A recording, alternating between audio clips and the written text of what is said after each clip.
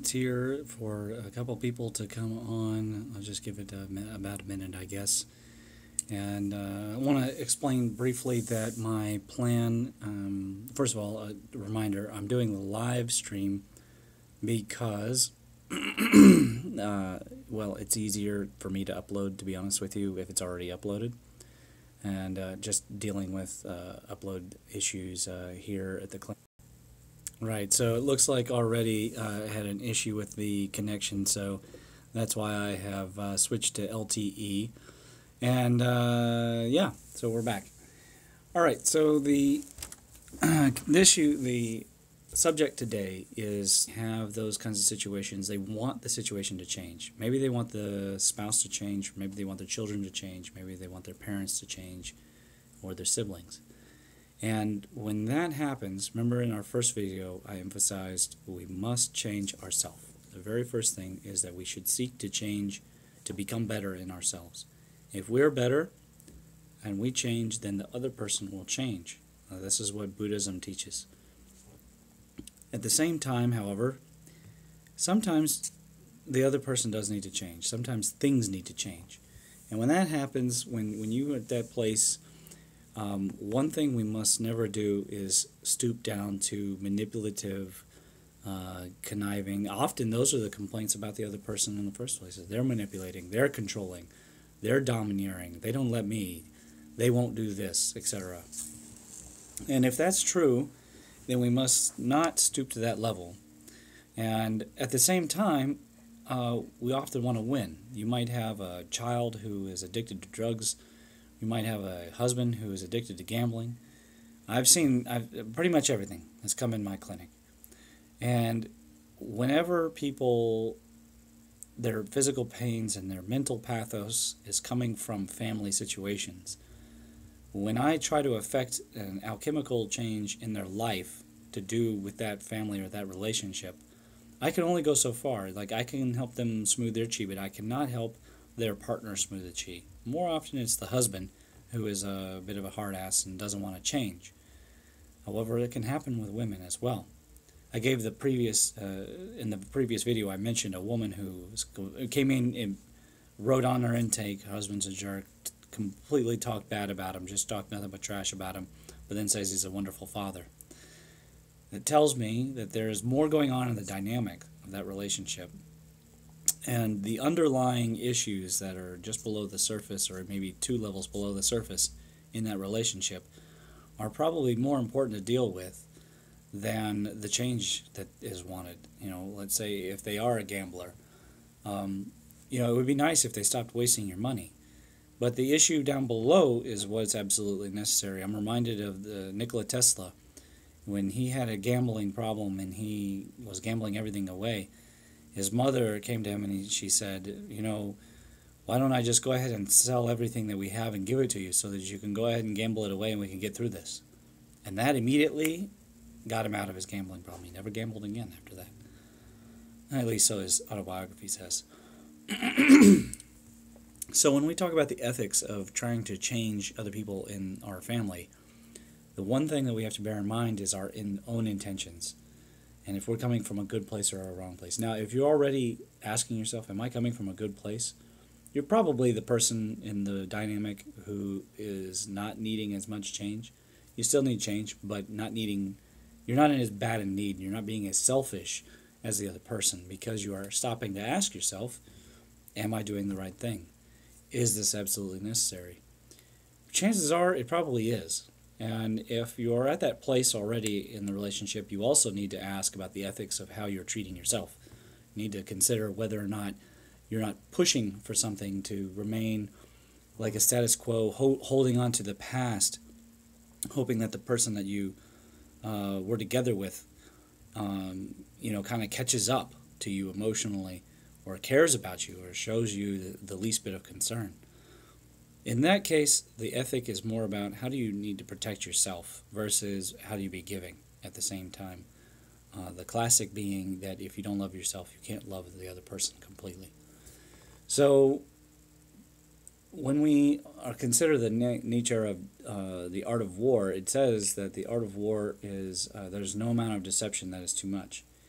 I find that this is only applicable in family alchemy in the situation of you need to save the person's life.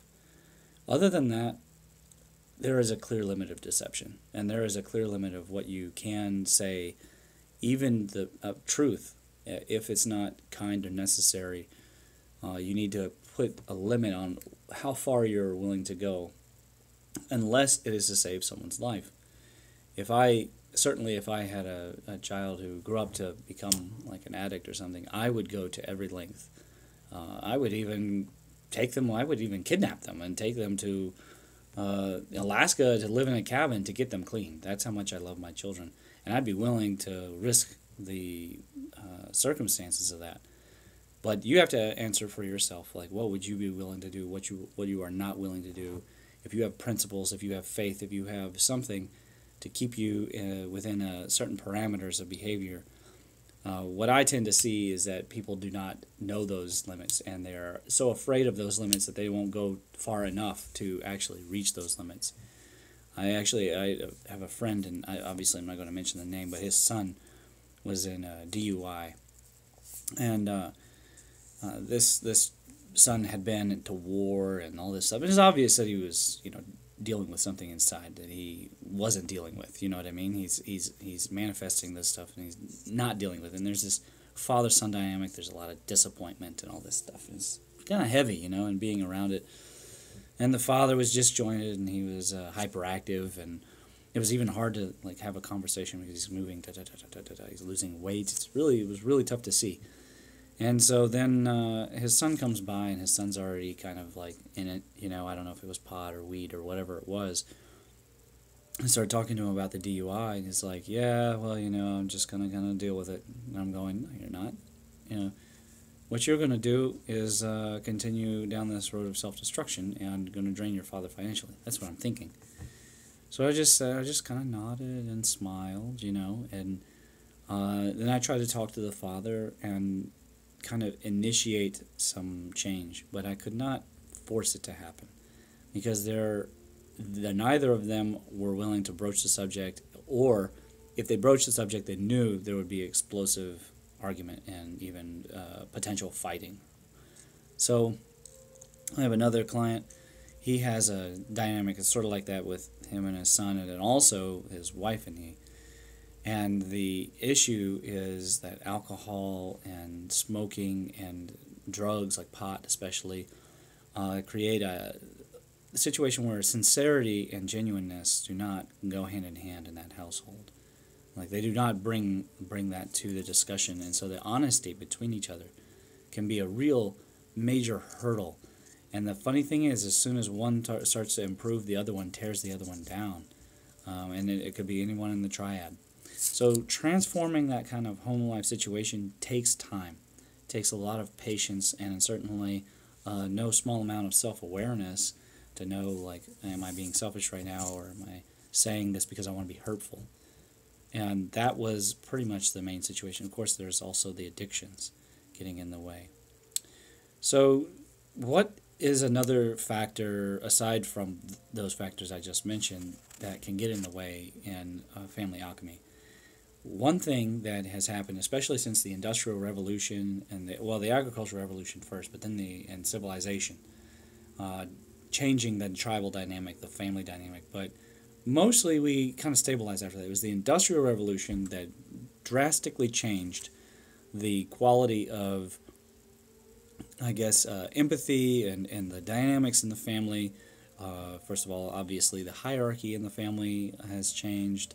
And everything from the 20th century on, which was after the Industrial Revolution, but the 20th century really altering family dynamics in the West to a degree, and now in the East too, that things are not necessarily 100% clear sometimes what the roles in the family are, who is making the ultimate decisions, and who is ultimately responsible, and who is beholden to who.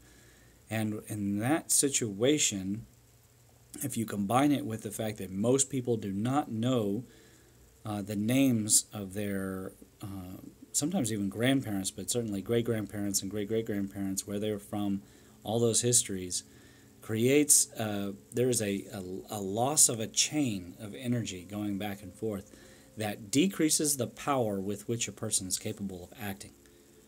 And I know that that seems like a very hard thing to imagine, but if you ask anybody who's been adopted, who was an orphan, if you ask them, there's a certain level of insecurity in them, and there's a lack of connection to the Tong Qi, the ancestors' Qi. And when there's this kind of barrier to connection, the insecurity in the kidneys and in the lung actually weaken the dynamo of Qi, of energy, and the ability to have the willpower to go and make change. And ancestry is stored in the water phase, so the kidneys are associated with the bones and with the DNA and the marrow, obviously reproduction. And we also associate the water phase with Tao, with Tao De, and the connection to our way. And so, of course, water regulating fire, then there's the connection to our brightness and our destiny. So we absolutely must conquer the obscurity, the false darkness, right? Not the healthy darkness of quietude and rest, but the false darkness of obscurity and oblivion and distraction, which keep us from accessing the fullest part of our information, because our DNA is actually a story. It's a language that's written to us in the junk DNA. The junk DNA, it's in language form that follows from all studies the Zipf's law. So there is some kind of written story in there. We don't know how to decode. We don't understand it. But what we do know is that people who don't have both their parents struggle more.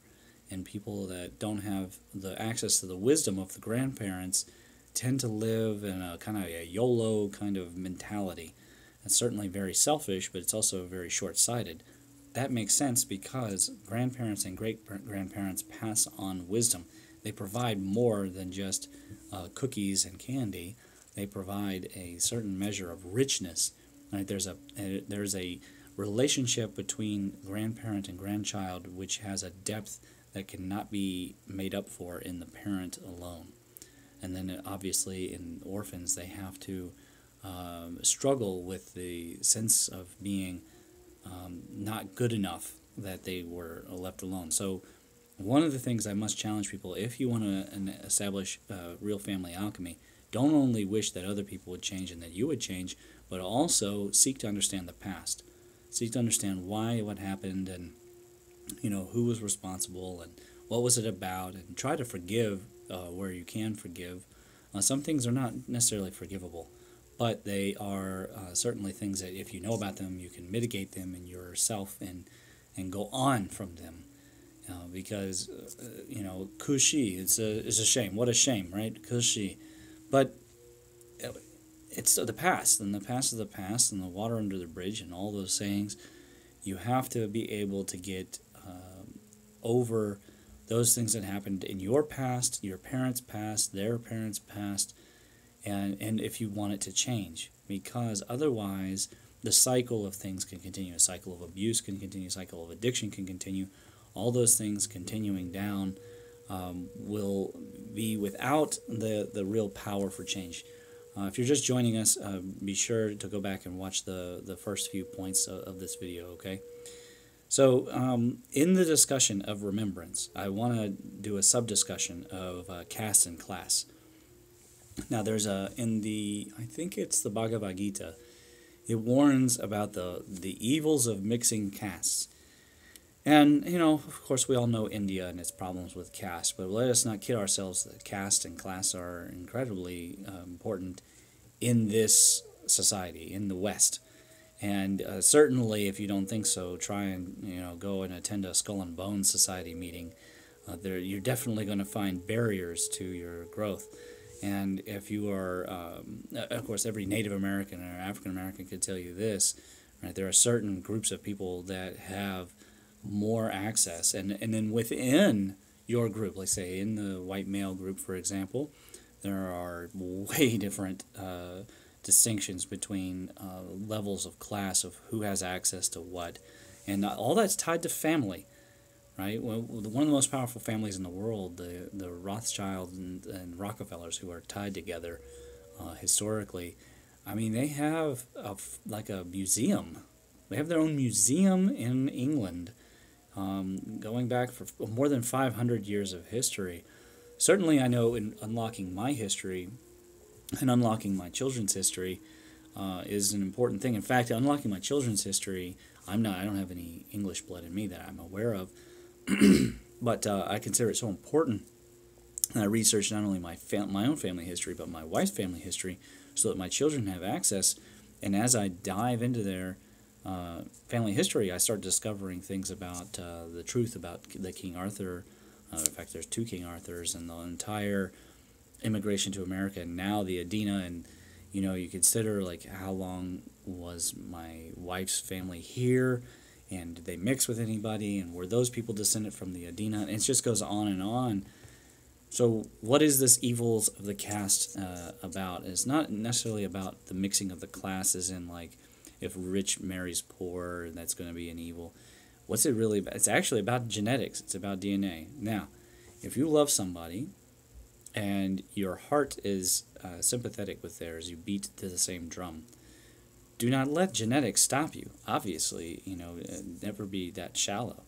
However, do consider the aspect of if you married somebody whose genetics were, quote, inferior or less than, or, they have diseases, or they have some kind of condition or something like that, or they come from a alcoholic family, or a family with mental conditions, or they have something that it could have been passed on where the epigenes have switched, then you have to consider when you I don't know, I guess you would say breed with them, and when you have offspring, there will be a karmic consequence, not only for you sharing the jing, but also for the children and what they inherit.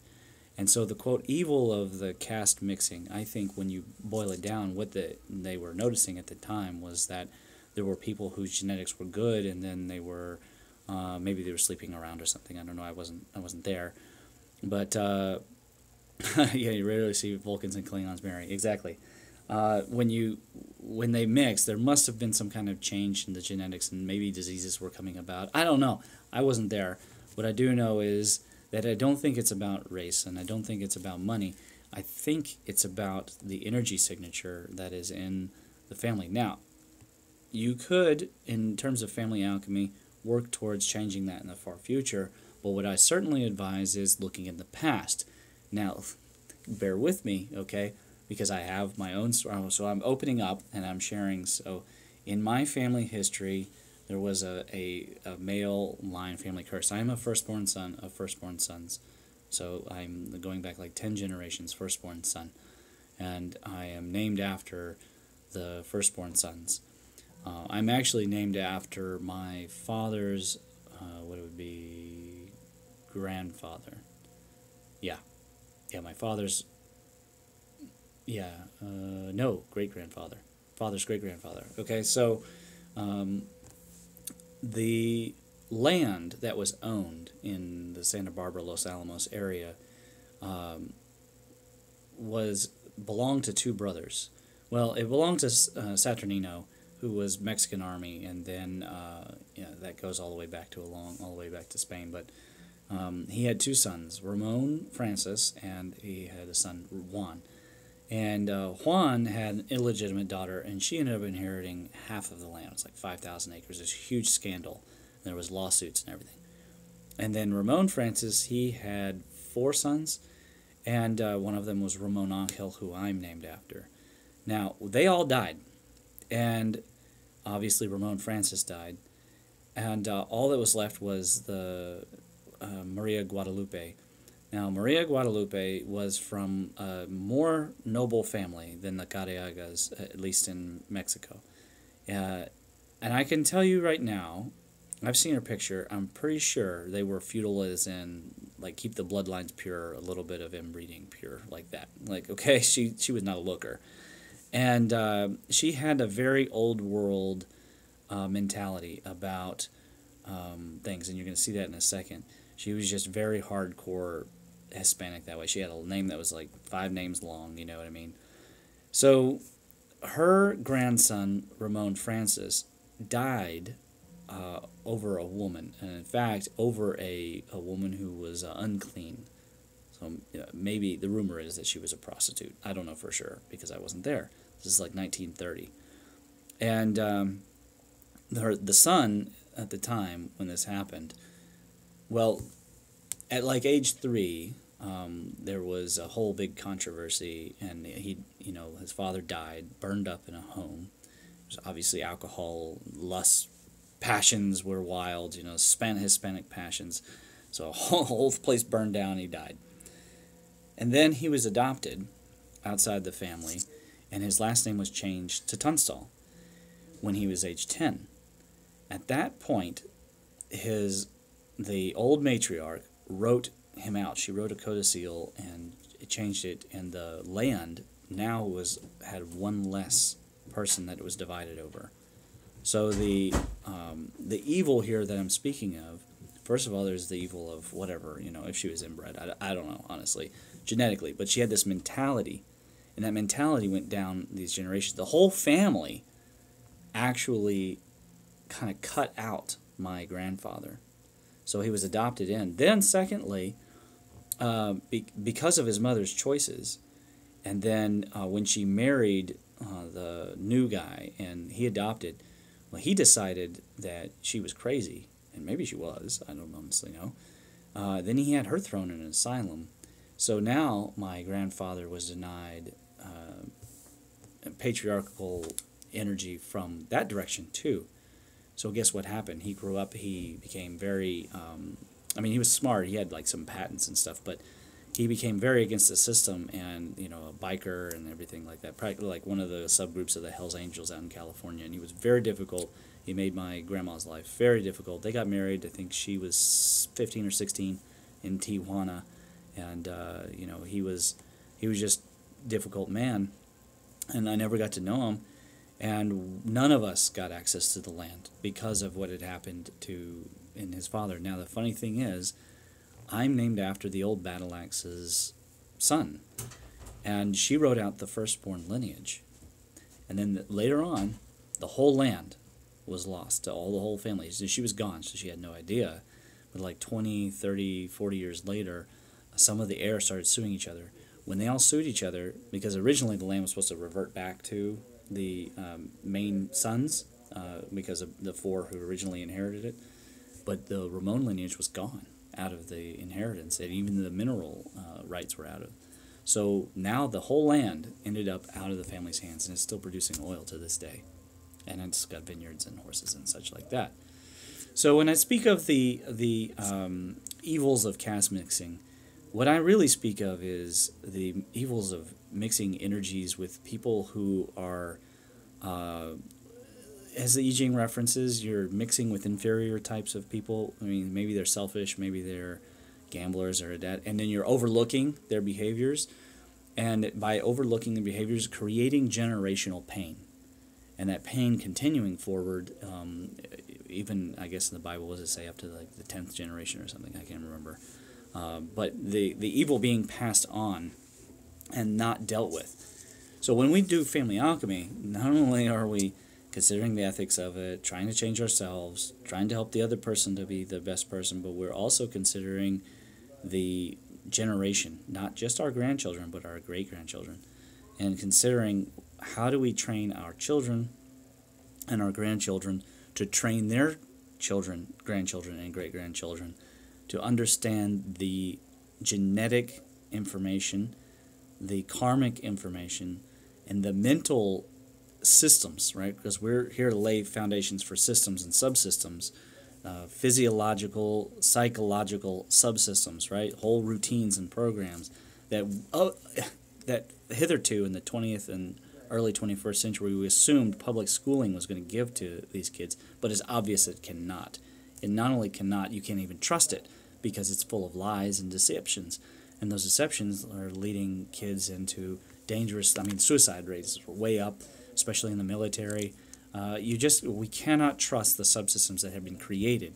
So, a few of them maybe, I assume, if kids get involved in a sport, so long as they're not raped, for God's sakes, by these crazy, this trainer, these coaches. I mean, if you can trust the people in the system, that the system will still give them something. But one thing that we are doing when we're doing family alchemy is we're considering the subsystems all surrounding that. It could be in church, it could be school, friend systems, like who are they around? My parents did not much consider what my friends were like, and they're frankly lucky that I graduated. Like, none of my friends graduated. It's a very bad situation to trust to the choices. Even my best friend dropped out of high school. I mean, I could have easily followed him along. Luckily, I didn't. I just have that internal compass. But some kids do not, and they are very influenceable. And so we have to consider the subsystems for generations. And when we consider mixing caste, I'm all for having friends in low places. I'm a big fan of that, and I like the song even. But what we should consider is the influence of that energy on the dynamic as time goes forward. I like to joke, like, I always intended to get married to, like, a Chinese woman, but instead I just had to go all the way to Appalachia to find a traditional conservative woman. I don't know. But her family systems and dynamics, they're not perfect in Eastern Kentucky, but her families, especially those, the values from her father, because he is such a strong Christian and is so big into the biblical systems, the biblical point of view, all of that had an influence in how I was willing to go forward with, raising a family, and why I think that we have success, and why I believe we'll be able to have success with my children. And by the way, I do practice what I preach. I worked with my boys last night and practiced presence. And having presence is absolutely vital in enriching their life and enriching their own, how they're experiencing their reality and what's going on as they go forward. So where it's not just joyous, but it's rich. It's not rich in a way that spoils them, but rich in a way that it deepens them. And so I do practice that very much. We're coming to the end of this video. My patient is here, and we're going to go talk about the woes of Kentucky basketball. If you have questions, please put them below, and I wish you all very well. Please hit the subscribe and notification bell and share this around. I know it's tough topics, and it's sometimes very painful topics. And if you're having pain, feel free to reach out to me, Ramon@BlueLotusHealth.com, and I will try and answer as many questions as possible. If it's something that we need to consult with, then you'll need to, call in and get on the books. But I wish you very many blessings, and have a great day and have a great week.